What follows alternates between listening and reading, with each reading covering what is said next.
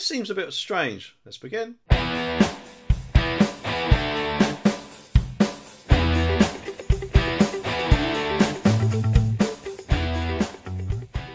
Well, it seems that we're about to witness the birth of the century's strangest TV drama. The story? Well, that is none other than Phillip Schofield's infamous fling during his This Morning reign. But to be honest, if anything, I got a feeling it'll bomb faster than the lead balloon. I just can't help but wonder, just how much investigating did ITV do this time? Because, you know, after all, they did find themselves in a little bit of bother about it, didn't they? I just think that if they investigated properly before, they might not have been in this mess now, would they? Hopefully, they've done a little bit of learning from that and actually investigated a little bit better than, I don't know, a fat policeman whose only concern is eating donuts. Of course, they're cooking up a jaw-dropping title for this. Wait for it. They're going to call it The Runner. What's next if he grows up? Is it going to be called The Runner Bean? Anyway, apparently this televised spectacle is set to mirror the scandal from its inception to Phil's grand exit from This Morning after what some would probably deem as an impressive 21-year stint. But, to be honest, it probably might actually be like watching a slow-motion car crash, if anything. And of course, I could be wrong, but Phillip Schofield doesn't really strike me as being exciting in any way at all. Although apparently they are going to be delving into the juicy bits, like how Phil managed to keep his secret tucked away from his co-presenter Holly, although to be honest, I don't think he did. Of course, not only her, he apparently also kept things secret from all the all-seeing show bosses and his ever-watchful management company, YMU. It's a bit like a magic trick, isn't it? Now you see the affair and now you don't. A production company is already in the mix and they believe that this drama is tailor-made for, wait for it, Channel 4. I mean, I can just imagine the slogan, more scandalous than your grandmother's soap opera. And of course, no doubt, that would be like taking your regular daytime drama and throwing in a dollop of a fair intrigue and hoping the ratings would skyrocket. However, let's not overlook the impending discomfort of Phil and ITV. After stepping down, YMU promptly dropped him like a hot potato, and if that wasn't enough, ITV launched an external investigation into the whole affair. But I can't help but picture their boardroom discussions with lawyers and executives manoeuvring like characters in a courtroom drama, and it does make me wonder just how much, if anything, Phillip Schofield might make from this drama. But in the end, apparently, The Runner promises to be the most thrilling things to grace our screens since the invention of the remote control. It's a tale of secret lies and daytime drama that you can shake a stick at, so brace yourselves for the spectacle of the century. But I myself, though, think probably Postman Pat might be more entertaining. But anyway, the article continues further. A source said that a production company has started work and they think the series would be a perfect fit for Channel 4. The storyline will reflect on what went on.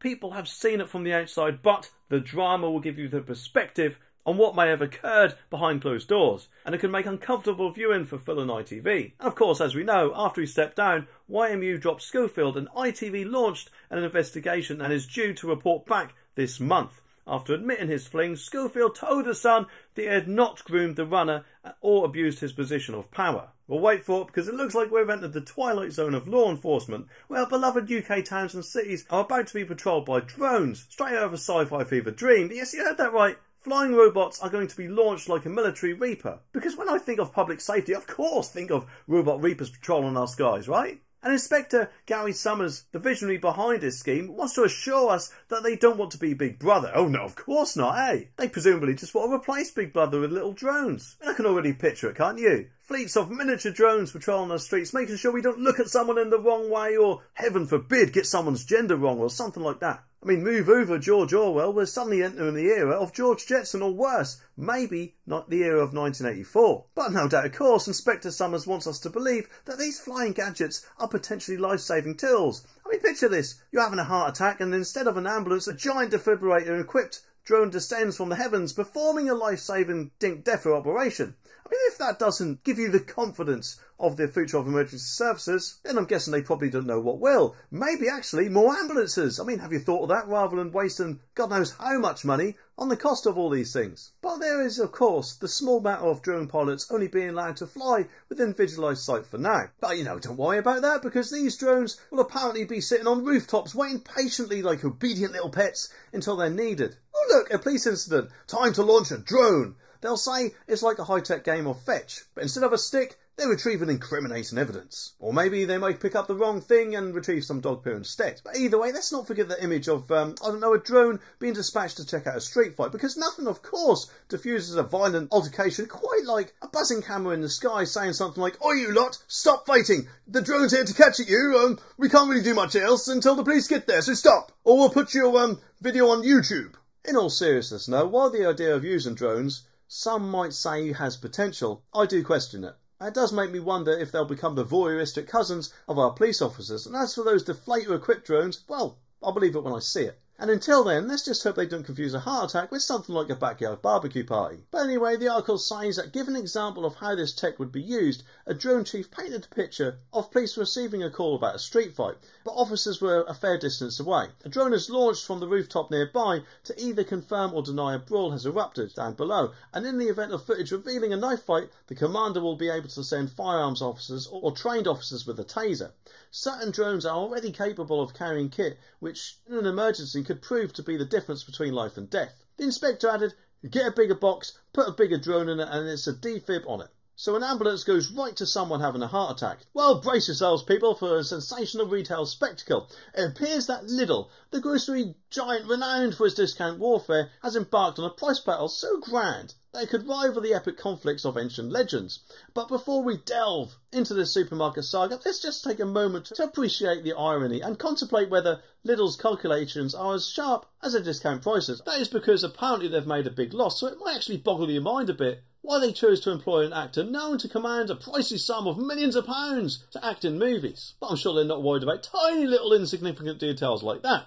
Anyway, Lidl, in their quest to win our admiration from our wallets, pulled out all the stops because they got the Terminator himself, Arnold Schwarzenegger, to champion their line in budget-friendly power tools. Because, you know, I'm guessing nothing quite shouts discount groceries quite like Arnold flexing his biceps and declaring, "I'll be back with discounted chainsaws." It's a marketing marvel, isn't it? And following on from that approach, it does make me wonder if they thought about even hiring Gandalf to perform enchantments in the produce section. But here's where there is a tiny bit of a twist. Despite luring in 1.4 million customers over the past year, amid the ever-looming cost of living crisis, they apparently opted to splurge an additional £100 million to keep their food prices in check, which is good for us shoppers, isn't it? But perhaps, maybe, just maybe, they assumed hiring the Terminator himself would probably miraculously resolve their financial situations. But of course, who needs profits when Arnold is ready to peddle chainsaws at a moment's notice? But of course, that's not it, because Lidl sales soared by 18.8%, reaching a staggering sum of £9.3 billion in the year leading up to February. But here's the twist: the cost of maintaining affordability amidst the turbulent seas of inflation resulted in a jaw-dropping loss of £75.9 million for the retailer. It's like ordering an all-you-can-eat buffet to economise on groceries, isn't it? An exercise in irony where spending millions is somehow seen as a way to save mere pennies. It does make me wonder how much our prices will go up by, if at all that is. But I'm guessing they don't actually want us to worry about things like that, because Lidl's leader, Ryan McDonald, reassures us with his vow. We've always had a clear commitment to offer the best value of our customers, even in uncertain economic times, which of course some may find comforting, but actions do speak louder than words, because at the minute it's kind of like saying, "Rest assured, dear customers, we shall continue to supply economy-sized ketchup bottles, even if we must mortgage the entire supermarket." But, you know, of course, who knows, maybe Lidl is now probably on a quest to conquer as much of the market share as possible. And with the Terminator as our ally, I guess that might actually help a bit. Along with, of course, the commitment for budget-friendly pricing. But anyway, the article says that the cost of spending £100 million more on keeping food cheap as inflation soared dragged the retailer into a £75.9 million loss, down from a £41.1 million profit the previous year. The CEO also gave the clearest sign that whilst in-person store openings were a priority, he was not shutting the door into venturing into online retailing. And Lidl, which is set to ramp up spending on marketing ahead of Christmas, does not currently sell online or have a partnership with delivery firms such as Deliveroo or Uber. But Mr. McDonald said it was still interested in e-commerce. He concluded, "It will be a question of when is the right time for the business and when we will believe we can make money from it. We want to be an omni-channel retailer." Well, you know, maybe, who knows, we could actually do with the Terminator ourselves, because in this video it seems that a lot of drivers could actually be caught out with something they're going to change.